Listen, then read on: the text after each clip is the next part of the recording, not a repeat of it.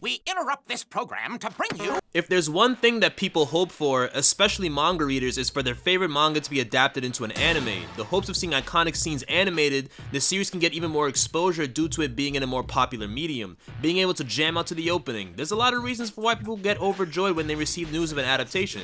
But there are times when people wish for this and they get everything they've asked for and more, and other times they wish they'd never received one at all. Anime adaptations are the meanest 50-50 out there, because when the times are good, they're really good. But when they're bad, the people will let you know. But ultimately, the question is, what even makes a good anime adaptation? There's a lot of factors and angles to this kind of discussion, but we're gonna have to brave that storm together. Just go for it! With an adaptation, it comes from something, whether it's adapted from a book, a manga, a visual novel, a game, the list goes on. But people have their own metric for what makes a good adaptation. Some will say that an adaptation has to be a one-to-one adaptation from the material. In the manga's case, it's pretty much just having the panels being put on screen the exact same way it was presented to you. As a person that took an adaptations class in film school, I'll let you know firsthand that adaptations are actually extremely difficult. You have to know what parts of the story you need to cut, if alterations need to be made, if cutting a certain part of the story will hurt the narrative or character development for the series going forward, what's going to be the stopping point for this series, how many episodes you're going to be given also plays a factor into the adaptation as well, because then you'll really need to buckle down to see how much you're able to show off in your anime. Essentially, there's a lot of factors to take into consideration, but faithfulness to the source material is a big factor. But what does it even mean to be faithful to the source material? Is it like how I said before and just giving you a one-to-one adaptation of the material? Not necessarily. When you boil it down to its barest essentials, an adaptation is an interpretation of the work. The director is trying their best to showcase the story that was portrayed in the original material the best way they can, while also being able to give you, the viewer, a different experience from what you encountered prior. The director and the staff usually have a ton of respect for the work they're trying to adapt, but with that, they also have to make sure their style shines through on the work. It's actually pretty nerve-wracking due to the fact that this adaptation is going to be the way the majority of people interact with this work.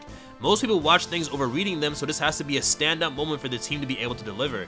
There are also times where an anime has direct input from the original creator to make any necessary changes that will enhance the viewing pleasure. For example, Hajime Isayama in his role in the Attack on Titan anime. Isayama himself admitted to certain things not being clear in the manga or not as entertaining as he'd hoped so when it came down to the anime adapting the parts he felt were lackluster, he made an effort to try and change it in a way that viewers will be able to engage with the content more than what he had initially. Things have to be changed for something you watch, seeing as you're not interacting with said content in the same way. An adaptation will go for more cinematic approaches to a work to make things more exciting, like Konosuba's movie for example. At the end of the movie, spoilers for anyone who hasn't seen this movie by the way, when Sylvia is shot by Komiko, Sylvia dies but is then revived into an amalgamation of all the villains we saw prior in the story, and it takes a collective effort of everyone in the story to put her down, and Kazuma sacrifices himself with a big explosion. But in the original novel, when Komiko shoots Sylvia, that's it.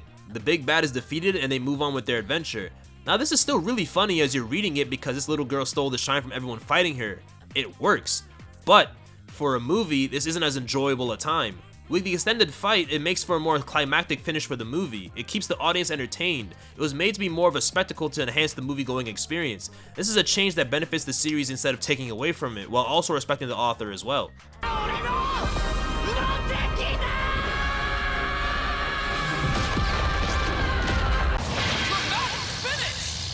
Look no further than season 1 of Chainsaw Man. It is a known fact that Tatsuki Fujimoto, creator of the series, is an avid movie watcher. He makes sure to tell you on the front page of the manga what he's watched and how much he enjoys it. So the team at MAPPA decided to go for a more cinematic feel to the anime.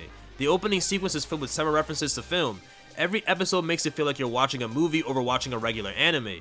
This is something that also helps with how the story is told.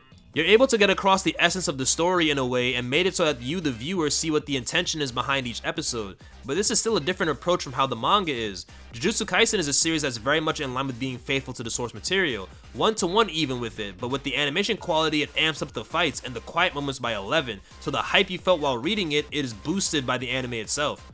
Majority of people would say they don't like when the adaptation deviates from the source material, at least deviates from it too heavily. A big offender of this would be the Dead Man Wonderland anime. Banger opening aside, this adaptation, while touting really good animation, was far too different from the manga. Characters that are important to the story are cut out, it ending off in a weird spot with no sign of continuation. It came at the cost of the show's story. It's not a complete package, and with the characters being excluded from the story, it also affects the character development of Ganta Igarashi, seeing as those characters that were cut from the story help him in that regard. There are even times where the original creator wants to ramp up the story so that people feel like it's more exciting to watch. I'm referring to the God of High School adaptation. God of High School is based on the very popular manhwa, and the original creator for it, Young-jae Park, wanted to have the anime take on a much faster pace in the webcomic so people can see how fun the fights are in the story. But with that, unfortunately came with its drawbacks. The fights don't feel as cerebral as they come across in the manhwa. There is character development and interactions missing from the anime. Certain people won fights that they weren't supposed to win.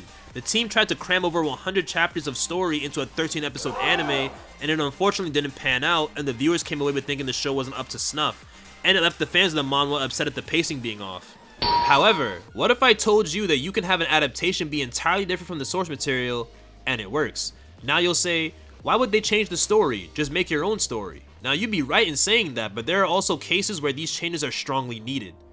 Yeah, that makes sense. I said previously that some would believe that adaptations have to be faithful to capture the soul of the material, but what happens when the adaptation is entirely different from the source? There's actually a lot of adaptations that have worked out tremendously in its favor for being different. Mamoru Oshii's Ghost in the Shell that released in 1995 is very much different from the manga. The Major is a lot more expressive in the manga, whereas Movie Major is stoic, doesn't blink, and has one expression on at all times. The movie is also very introspective and philosophical, leaning heavily towards the values of what it actually means to exist and the autonomy you have over oneself, which is an avenue the manga didn't take. With these changes, this movie is a cult classic, even inspiring Hollywood blockbusters like The Matrix. It's different, but it works. It takes from the material and was able to make something so memorable that even fans of the original story don't take issue with the changes. Where people usually take issue with adaptations, and this is going to stem outside from anime for a brief second, is that the director or the team that tackles these adaptations from, let's say, video games, they believe they can tell the story better, and it comes across as arrogance. And when the adaptation does come out, no one likes it. No one thinks to change something so drastically that it's unrecognizable, because while you're making something for new people to join, you also have to make sure the people that are going to see it mainly are content with it as well. It's a very fine line to toe.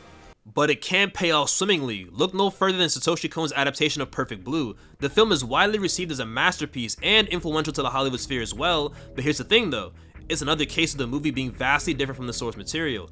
Perfect Blue is based on a novel that Satoshi Kon admittedly wasn't a fan of, so Kon had to ask if he could make changes to the story, and he was allowed to, as long as he would keep the idol aspect of the story along with the stalker angle, two things he did indeed keep.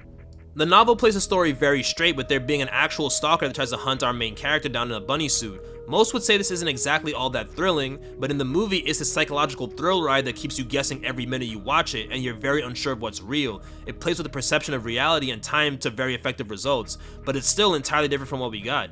Also, most people know Perfect Blue from the movie. You'd actually be hard pressed to find a person that knows about the original novel, let alone having read it in the first place. This is when a director has transformed a work. Not always does an adaptation differing majorly from a work has to be negative, but most of the time when it does happen, it is very negative. People find it unnecessary and not what they came to see. But people don't have an issue with creative interpretation if it's able to amplify the story. The term creative liberty makes people feel one of two ways. The first one being, oh god, what are they gonna do to my favorite series? And the other being, oh god, what are they gonna do to my favorite series? There's a negative connotation to this phrase because, like I said before, it usually comes at the cost of the story. Creative liberty has the same precedent as studio meddling. People never want to hear studio meddling or high-ups having a crack at the show. But both of these can work, and have worked in the past. Look at Ufotable's adaptation of Demon Slayer. The Demon Slayer anime is a cultural phenomenon, a global powerhouse. It's everywhere. And why is that? Due to the team at Ufotable having the ability to create something magical with the series. The original manga had readers locked in, but when they were able to see how grand the anime ended up being, the whole world became fans of the series. Visuals play a very big factor into how an adaptation is perceived, and to people, this should be obvious, right? But it does. Demon Slayer is pure spectacle, and it maintains the core themes and tone of the manga, but it gives it to you in this format and you can't take your eyes off the screen.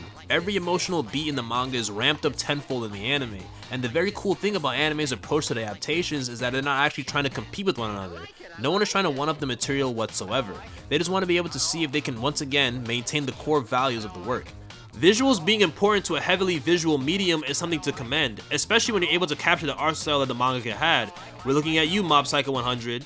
This show manages to capture one's ugly art style on paper and then translate it to screen while also delivering some of the most jaw-dropping animation you'll ever see. It feels like you're watching the manga unfold in front of you, and it even displays this very expressive art style with how heavily detailed they can get in the anime. Don't ever let someone tell you that great animation being the strongest aspect of an animated work is to the show's detriment, because it is the exact opposite. I mentioned before how Jujutsu Kaisen's anime is elevated from phenomenal animation. Naruto's in that same boat too. Now, Naruto can be very inconsistent at times with its animation, but when it comes down to the fight scenes, that, while entertaining to the original manga, they go the distance in the anime. People love seeing their favorite manga with high quality animation. It's the purest form of euphoria for them as a fan. We talked about how visuals help the anime for the better, but we unfortunately have to talk about when the visuals halt to series success. Berserk 2016 was the gold standard to most as what to not do with an adaptation. Miura's artwork is already so magnificent that you can hang it in a museum for the masses to see, so when you're adapting the work, it's already an uphill battle to make sure you do it justice, and due to the animation being so stilted and stiff, it became the laughingstock of the anime community. What the fuck is this piece of sh**? Same for season 3 of 7 Deadly Sins. 7 Deadly Sins was fried from every aspect of the fandom and anime community as a whole. From a show that boasted fantastic animation to then having production woes, which isn't the fault of the animators, mind you, let's make that clear, it wasn't able to keep people that were already invested in the series at this point engaged to keep with it further. Bad to horrible animation will dock points for fans because the last thing people want to see is awful animation. This one hurts to talk about too, but the 2024 adaptation of Uzumaki is up there as well. The first episode, while having a fast pace, people loved how it felt like the manga come to life, how lively the animation was, it felt like art. And then those later episodes came out and it was subject to many memes and discussion going forward. Also something plagued by production issues, this was Junji Ito's widely considered to be his magnum opus, and while his works have been subject to adaptations that people previously didn't like in the past, this one was supposed to serve as the light at the end of the tunnel, but ended up being a hint of light in the wallowing abyss. A good adaptation helps keep the source material relevant and in the eyes of the public. Granted, people do check out the source material even if the adaptation is bad, but it helps greatly when the adaptation is good to get more people willing to take that initial plunge. Adaptations are some of the hardest things to do because of the sheer weight of them.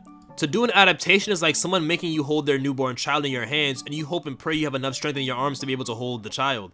That's how I view the scale of being able to adapt something. Visuals amplify the work. Having a dedicated team that loves the source material helps with bringing the work to life. Being able to see what works from the material and being able to expound on it is also very beneficial as well. There's a lot of pressure that comes with the territory. People don't really know how difficult it is until they're put in that driver's seat. Having the weight of the audience and also making sure you do right by the creator is something that you have to take into account at all times. So whenever you see an adaptation get blessed on all fronts, you have to take the time to really appreciate what it took for it to get there. But I will ask you guys, tell me in the comments what adaptation you loved and the ones you didn't love. I'm sure there's a lot of them to go through, but I want to hear what you guys think. I've rambled on long enough, and I'll be seeing you all next time.